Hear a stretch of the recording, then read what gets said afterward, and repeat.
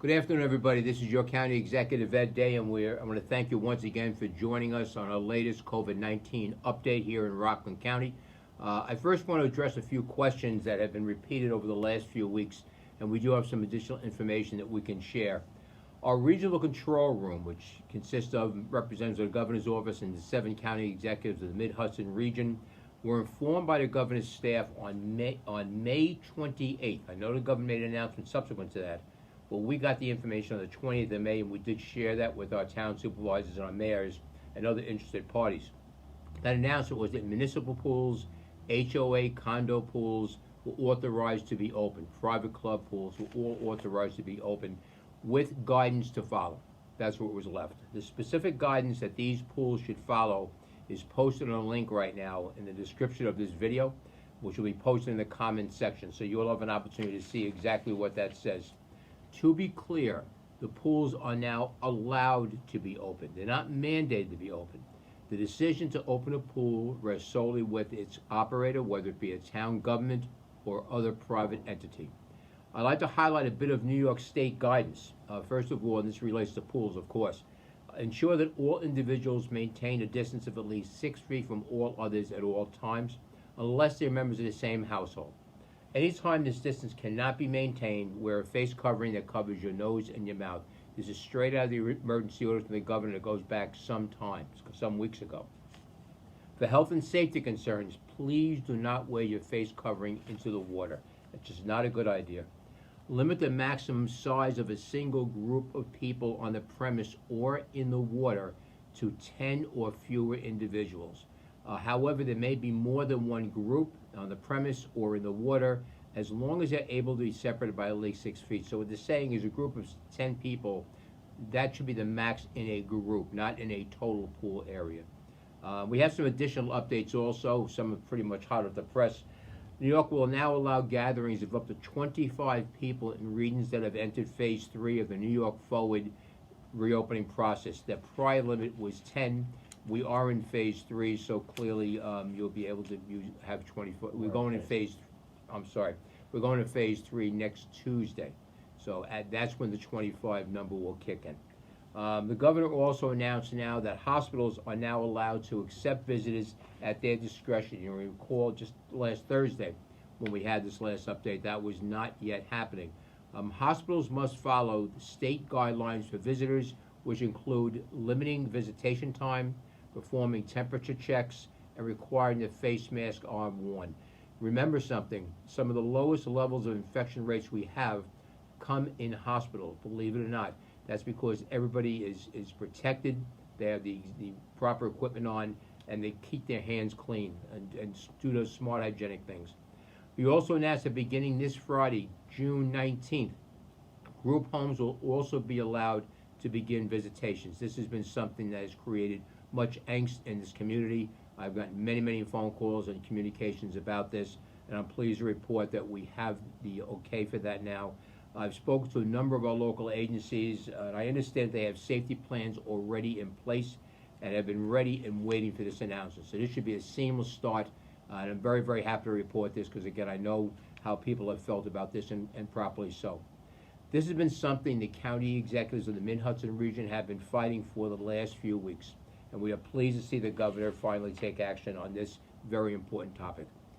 New York State also told us today that after we repeatedly brought this up, that they are considering a pilot program much like it did for hospital visitation, which obviously did lead to the approval of visitation.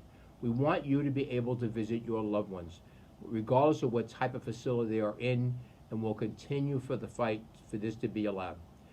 That's our updates we have. Now we can get to some of our questions. We'll have to turn things over to our proverbial man behind the curtain, John Lyon, my Director of Communications. John? Okay. Thank you everyone for writing in today. A lot of important things to touch on. So as we all likely now know, Rockland County is currently in Phase 2 of the reopening process.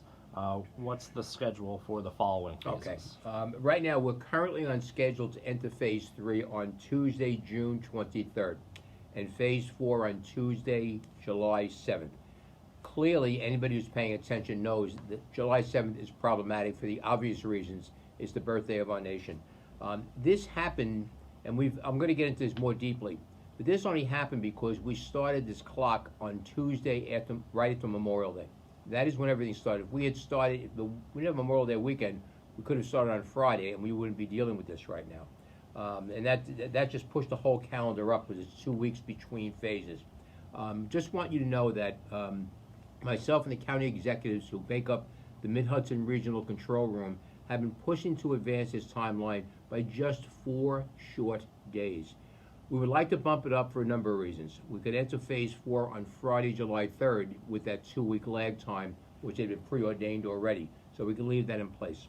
In addition, this would not only afford for a boon to our local restaurants in particular, because in Phase 3, indoor dining would be allowed. And that could happen for this weekend. But it also would allow for something else. And again, something that's important to this nation, to our community, and to normalcy. Father's Day is Sunday. It would be nice to know there will be no restrictions. It would be nice to know there will be no restrictions for taking dad out to dinner on Father's Day. And our numbers clearly warrant this type of flexibility. And we should be able to celebrate Independence Day with as few restrictions as possible for the obvious reason it's Independence Day. I also want to take a moment to explain the contact tracing process, which is part and parcel of the concerns people have about opening up and maybe opening up too quickly. That is something we are not going to do here in Rockland County. First, you have to get tested, number one. If you want to be tested, please call the New York State COVID-19 hotline at 888-364-3065. Again, 888-364-3065. They will assess if you need a test and will get you an appointment at a New York State-run testing center. We'll also post a link to where you can search for other test sites near you. Any test conducted by New York State is absolutely free, so bear that in mind. If you go elsewhere, you should check with your insurer before being tested. As a private company like a pharmacy and medical practice, there may be fees associated with the test. Once you have tested positive, that information is shared with our Department of Health. A contact tracer will then call you and ask you a number of questions, such as when have you been, for example, when have you beginning to experience symptoms? Where have you been for up to the last 48 hours before you started feeling symptoms? Who have you come in contact with, etc. That's the tracing part, the contact tracing of it all, very plain language. This information is critical because it allows our tracers to reach out to people who have come in contact with you and visit places that you have been, so they can take proactive steps to protect themselves and others. These steps include precautionary or mandatory quarantine. That depends on the level of contact with an infected person, or if a specific place, such as a business, that gives them a chance to properly clean and protect the health of their employees and other shoppers or clients. And again, one thing we can make note of here is that the concerns that were out there earlier during this crisis about how long the contagion lasts on surfaces has been walked back quite a bit by the experts. So that concern is something you can moderate within yourself when you look at this. I just want to reiterate that because that's something we get lost in the shuffle. Here in Rockland, our Department of Planning and our Health Department has worked very closely together, and they have developed a unique program that can map any new cases that we get right now. These are proactive steps we're taking to ensure that we are absolutely on top of any change in the infection rate here in Rockland. This gives us a chance to see where the cases are and how many they may have interacted, so that we can deploy the resources necessary to help protect others in those areas. That could be education, it could be information, it could be hand sanitizer, or PPE-like mask. So that is the way this works here, the contact tracing system. Okay, thanks for that thorough explanation. I know a lot of people still have questions about how it works. We also received a question on that topic, if the county was hiring contact tracers. The person who wrote in was certified through the Johns Hopkins program, right, and is waiting to see if there's a need locally. Okay, all right. Well, we have 351 contact tracers, and they've all been trained here in either existing county or municipal employees or volunteers. These are not where this poster is going to be involved in. We do not plan to hire any contact tracers ourselves. because New York State has already stated that they are going to, will need contact tracers only if we see a large spike in cases. These will be paid positions through the state of New York. You may have heard this as the Bloomberg plan from 3 weeks ago, maybe. That's what that is all about, but not the county. The county will not be hiring people for contact tracing functions. Well, we will continue to move forward responsibly and take the time and proper precautions, and we will hopefully avoid the need for contact tracing beyond what we have here already in Rockland. Can you address the numbers we're seeing locally? Are we getting a lot of new cases? Where do we stand in that regard? Thankfully, we are seeing very few cases each day here locally. Over the last week, we have seen numbers as high as 19 new cases in a day and as low as 11 in a day. Now, let's put this in perspective. We do know that, again, there's a lot we don't know about this virus, but there are some things that we've kind of figured out. This virus targets certain people. Originally, it was elderly people or older people with other medical conditions. We found out that that wasn't the case. We've had some people in middle age get the virus. The severity has gone the gamut from 1 to 10. I mean, some people get it and they have a cold. Some people get it, they have a fever. Some people get it and end up in a hospital. So hospitalization rates, which are extremely low here in Rockland County, just to reiterate that, are so important. But you got to realize we're testing daily up to 1,000 people each and every day. So to put it in perspective, a 1 to 2 positive case result, this is all well within the acceptable limits. And also, more importantly, knowing, again, the scope of this virus is, again, minor to major. These are numbers that can be handled quite easily by our Department of Health and the strong contact tracing program we already have in place. Now, again, after all, there's a process that we use to great effect in bringing the measles epidemic to a halt. There's experience behind what we are doing here. And I have the absolute fullest of confidence in our team here and their ability to do this again as necessary. But that said, we still must continue to take precautions to keep these numbers as low as possible. I know it's annoying, but we must continue to wear a mask when we cannot maintain at least 6 feet of distance. Not so annoying, and actually a very good practice, washing your hands regularly for at least 20 minutes. You could wash your hands for 20 minutes if you so choose. You'll get pruny and stuff, but you'll be clean for at least 20 seconds in warm water. Rinse well and dry well, and you go from there. But look, this is, simply put, this is infection prevention 101. If we keep doing these simple things, we can keep moving forward. By now, I'm sure you've seen stories from elsewhere in the country where we had reopenings that have led to a spike in new cases. To be very clear, they're not doing things like they're doing things here in New York. Right now, New York has one of the lowest rates of transmission of this disease in the entire country. We are tied for 4th lowest with Massachusetts. You yourself can see the rates on a website made by the creators of Instagram called rt.live, rt.live. Now, I'm going to show you the chart. It's again, sometimes it's not difficult, but I urge you to go. This is really a very interesting chart, because what it does, it will tell you if we're at a number of below 1, the RT number of 1, we have no virus spreading. There's everyone you get, it's not spreading. It's staying within a 1-to-1 ratio as opposed to 1-to-2, 1-to-3 ratio. And if we can just maybe get this, how are we doing, John? Yep, that's good. That's good? All right. Over here is a red line that goes from finger to finger. That is the number 1. If you're below 1, the virus has stopped spreading. So as you can see, you'll see New York should be over here. We're tied for number 4 with Massachusetts, but we are well below that number 1 line, which indicates that we are not seeing a spreading of the virus right now. So this is something you can take a look at. There are a lot of charts that have been coming out since this all started. Some have really fallen by the wayside. Some people are still looking for them because they've been used to them. I understand that. But as we move forward, we have to find newer ways of finding out where the threat is. What is the threat currently, not from last March? And that's exactly what's going on here. We're trying to identify what's critically important. Earlier on, deaths, fatalities were very important. Again, any fatality is a tragedy, there's no question about it, but counting out the amount of people who die is only telling you the severity of the illness, and again, presumably with the proper level of care, you're not. It doesn't indicate rate of transmission. It doesn't indicate a lot of things. So there's a lot of issues here that we've had to work with. But look, we must maintain this low rate of transmission so we can continue the reopening of our economy in a safe and effective manner.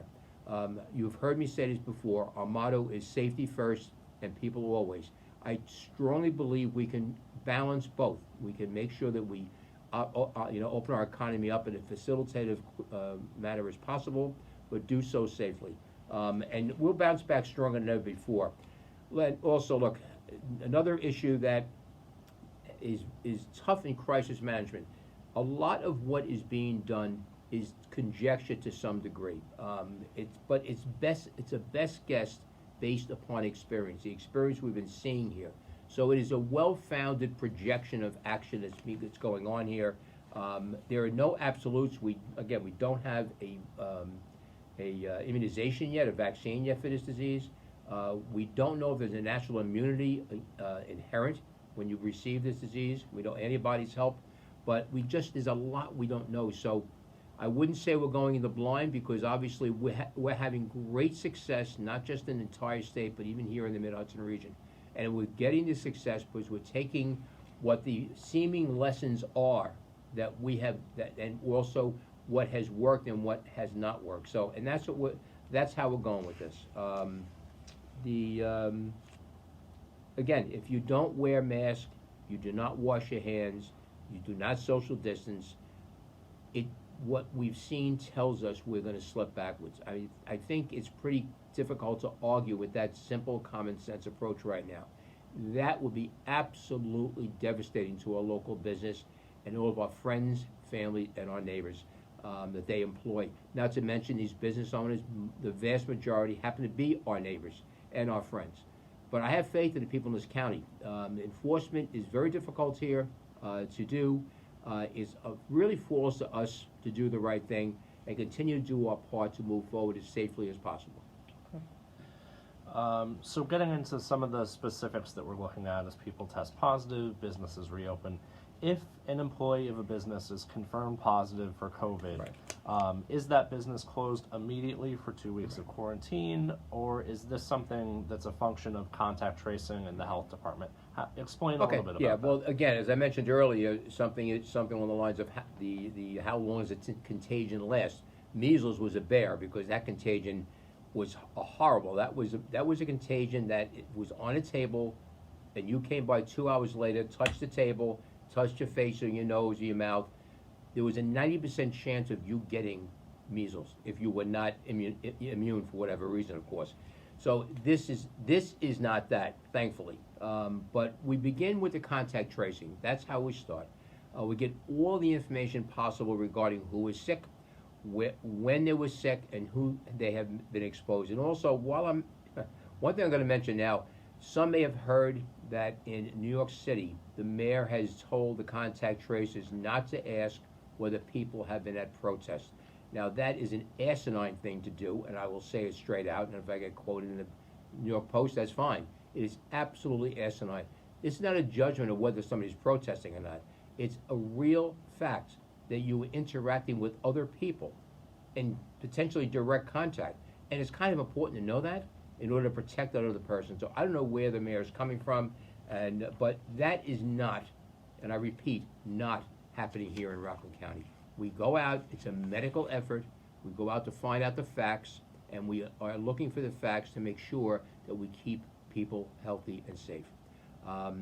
So then the people who had either direct or prolonged proximate contact with the COVID positive person must go either into precautionary or mandatory quarantine, again, depending on the circumstances. But this will be clearly communicated with them by one of our contact tracers.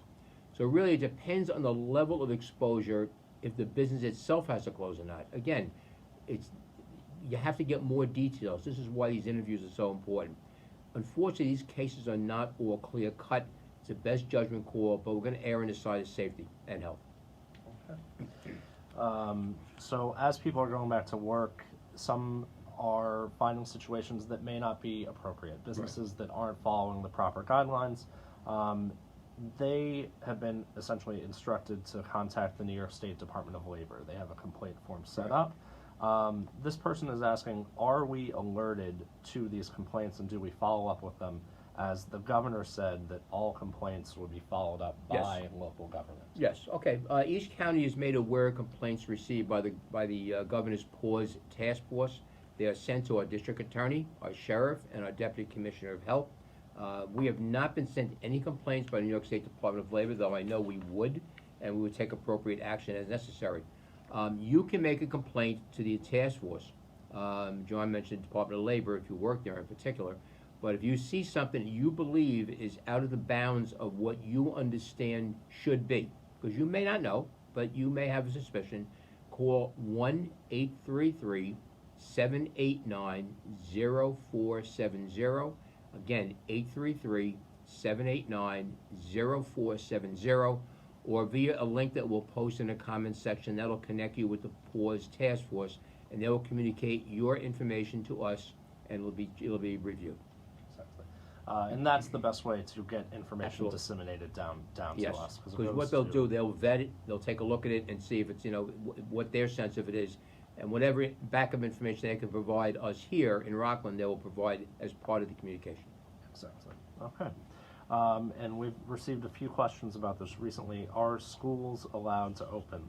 The person who commented has seen a number of kids nearby who appear to be in a school that may be operating. Okay, well, the appear is a critical issue here, obviously. The only orders still in effect in Rockland County relating to the operation of schools are Governor Cuomo's executive emergency orders. These orders are specifically state that they're only enforceable by law enforcement entities such as the New York State Police, the police departments here locally, and the sheriff's office.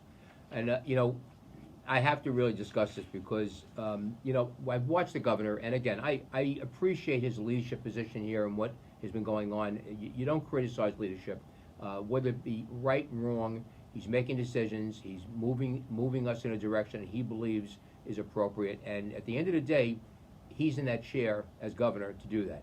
So, but on the other side, when I keep hearing that he has to do more to say enforce his orders, that's my opinion. We needed to be more emphatic, more directly involved, and to be out in front on this. The governor cannot legitimately keep pointing a finger at local governments and saying the buck stops there. I have no problem with the buck stopping at this desk, but it's easy to point at others, and then when things go horribly wrong, place the blame elsewhere also. That is not the way leadership works, and it's important, I think, that the governor take a step forward right now.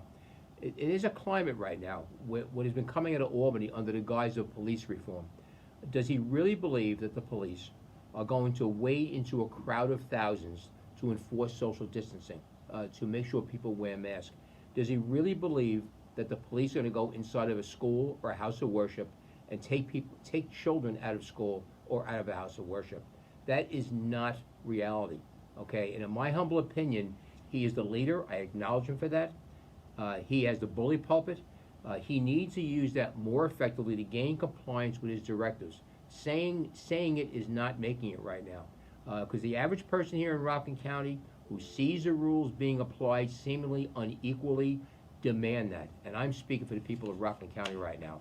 So I would like to see him come out more forward and to be a little more clear about the message that these rules must be obeyed. Simple as that. Okay. And changing gears a little bit here, do you know if after-school youth programs that are businesses, like a photography program, dance, art, music, etc., are part of the June 26th day camp opening that was announced by New York State? And should they follow business guidelines and day camp guidelines? Mm-hmm. And as if this question wasn't long enough, also, do you know when school guidelines will come out? Okay, deep breath. Okay, if your business is considered a day camp program, then yes, you are allowed to open on June 26th like day camps across the state. The guidance for child care and day camp programs states that it is not intended to replace any applicable local, state, or federal laws, regulations, and standards, including health department standards. By my reading, that means it should be incorporated as part of any additional guidance for your industry. However, I want to make it clear that we are following what I gently call a horseshoes and hand grenades approach, close counts. We're looking to achieve compliance and ensure safety of our students attending the program. We're not looking to fine anybody. We're not looking to take punitive action. We're looking to assist in gaining compliance for the health and safety of the children that are in your charge. We just want to make sure you're doing everything possible and consistent with your plan that you affirmed yourself to with the state when you opened up, to make sure that you're protecting the health of yourself, your employees, and any students that you serve. In terms of school-specific guidance, that is available on the New York State Education Department website. And again, we, like the other websites, will post a link to that on the comment section shortly. I can also tell you that Rockland BOCES, who's been trying to make best of what's been going on in the state and with this COVID crisis, that they are working with all the local school districts to meet these guidelines in the fall, so students and teachers can feel comfortable to return to schools and ensure the safety of all the people who are involved. And I think that's about it, right?